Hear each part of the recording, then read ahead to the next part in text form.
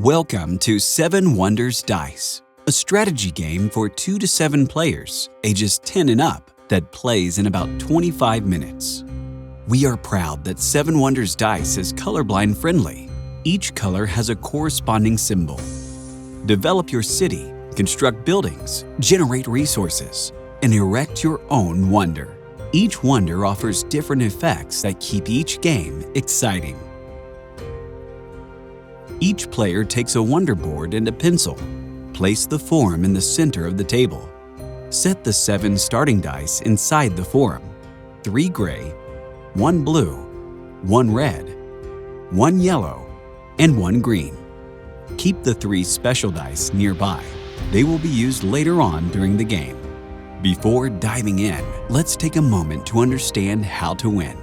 Your goal is to gain the most victory points by the end of the game.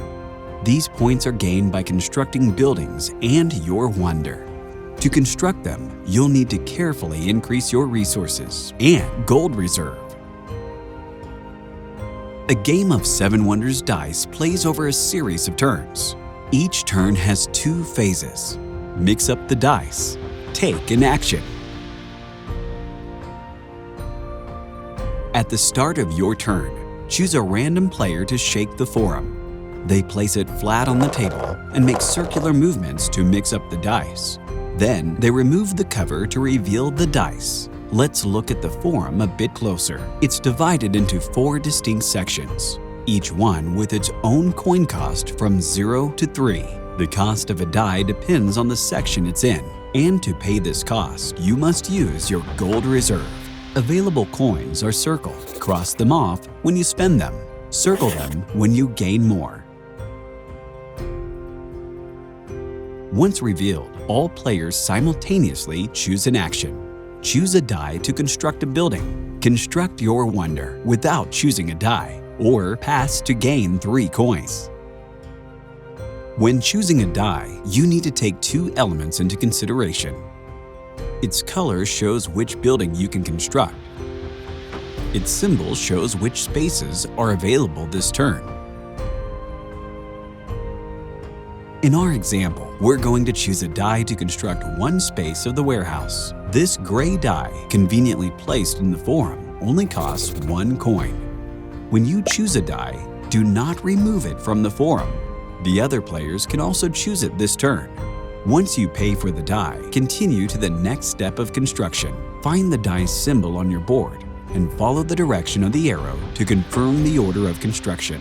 Each space has a construction cost shown in its center. This corresponds to the number of different resources needed to construct it. If you do not produce enough resources, you must substitute them by paying 1 coin per missing resource. We chose a space that doesn't require any resources to construct it. Therefore, we cross off the space. From now on, our warehouse produces a permanent resource, which will help us pay future construction costs more easily. Now it's later on in the game. This time, none of the dice really interest us, so we decide to construct a stage of our wonder instead. The first available space costs 4, so it requires 4 different resources to construct it. Right now, we only produce 2 different resources through our warehouse. That means we have to pay 2 gold for the 2 missing resources. The final possible action is to pass your turn. If you do, gain 3 coins. Now that you've seen the different actions, let's look closer at the buildings in your city. The Agora lets you gain victory points. Each space can be constructed using the 2 symbols on the blue die. Important, you must always follow the order of construction shown by the arrows. To cross off this space, you will need one of these 2 symbols.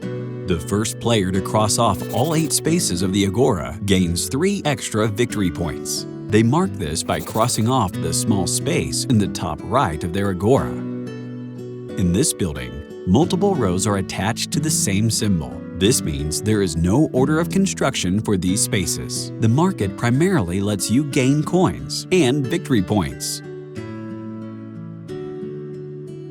The barracks represent your military strength compared to your neighboring cities.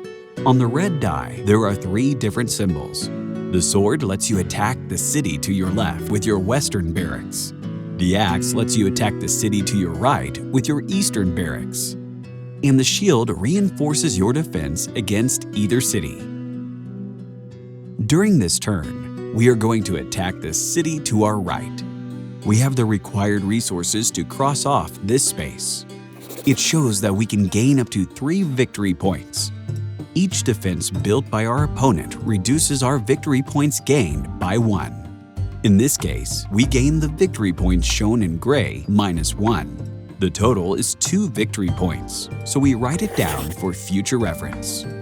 Important: during a 2-player game, your western barracks is adjacent to your opponent's eastern barracks, and similarly, your eastern barracks is adjacent to your opponent's western barracks. The university lets you gain different effects, victory points, and, of course, unlock special dice. There are 3 different ones. The black die lets you construct a different building on each of its 6 sides.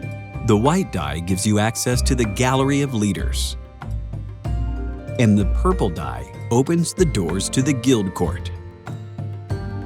When a player unlocks a special die for the first time, they must, at the end of the turn, replace a gray die in the forum by the corresponding special die. Important: you can only choose a special die from the forum if you have unlocked it yourself. The Gallery of Leaders lets you gain victory points, but it also lets you take 2 construction actions in the same building. For example, this turn, the white die shows this space which we immediately cross off. It requires no resources. This effect lets us cross off 2 spaces in our barracks this turn. Let's build defenses in the eastern barracks. This requires 2 resources. We produce 5 resources, so we can cross off the space. With our second construction action, we can now construct our second defense. This requires 5 resources. Our warehouse still produces 5 different resources, so we can also cross off this space. The Guild Court works differently than the other buildings. To cross off one of these spaces, you must fulfill a specific condition tied to your neighbors. The symbol on the purple die shows a building, for example, your agora. To cross off a space in the Guild Court, you must have at least as many crossed-off spaces in this building as both of your neighbors. In a 2-player game, you must have strictly more crossed-off spaces in this building than your opponent. Important: spaces crossed off during the current turn do not count. Each time you finish a building, meaning all the spaces are crossed off, announce it to your opponents. You may then cross off one of the available bonuses and immediately apply its effect. Bonus effects are described on the player aid. Important: the warehouse does not let you unlock any bonuses. As soon as the player crosses off 3 bonuses, the endgame is triggered.